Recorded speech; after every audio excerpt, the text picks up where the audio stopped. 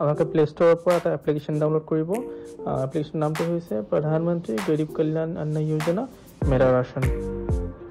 এই এপ্লিকেশ্যনটো ডাউনলোড কৰাৰ পাছত আপোনালোকে যিটো ফাৰ্ষ্ট ইণ্টাৰফেচত দেখা পাব, তাতে আপোনালোকৰ ফেমিলি মেম্বাৰৰ যিকোনো এজনৰ আধাৰ কাৰ্ড নাম্বাৰ বহুৱাব লাগে।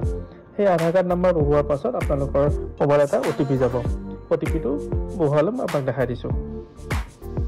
ইয়াতে আপোনালোকে কেপচাটো বহাই দিব। ইয়াতে log in with OTP send to successfully. আপোনালোকৰ মোবাইলত OTPটো চেণ্ড হৈ গৈছে ইতিমধ্যে।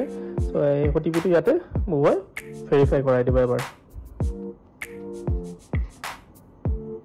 OTP verify successfully. ইয়াতে এটা এমপিন এটা ক্ৰিয়েট কৰিব লাগে, কিন্তু নৰ্মেলি নকৰিলেও হৈ যায়। সেইটো আপোনালোকে পিছতো কৰিব পাৰিব, সেইটো বৰ্তমান মেণ্ডেটৰী নহয়। এতিয়া চাওক, আপোনালোকৰ স্ক্ৰীনত দেখাই পাইছে আপোনালোকৰ ৰেচন কাৰ্ডখনৰ ডিজিটেল ফৰ্মখন, যিটো ডিজিটেল মাধ্যমৰ যিটো কাৰ্ডখন জেনেৰেট হৈছেই। ইয়াতে আপোনালোকে দেখা যাব স্কিম নেম থাকিব, হেড অফ দ্য ফেমিলি থাকিব, phone numbers and address, and most important ration card নম্বৰটো তলৰফালে লিখাই থাকিব। আৰু কাৰ্ডখনৰ পিছফালে আপোনালোকে দেখাই পাব আপোনালোকৰ ফেমিলি মেম্বাৰ্ছৰ গোটেইকেইজনৰে নাম, বয়স আদিবোৰ অন্তৰ্ভুক্ত কৰা থাকে। আৰু এইখন আপুনি ডাউনলোড কৰি কিনে নিজাববীয়াকৈ কাৰ্ডখন বনাই ল'ব পাৰিব।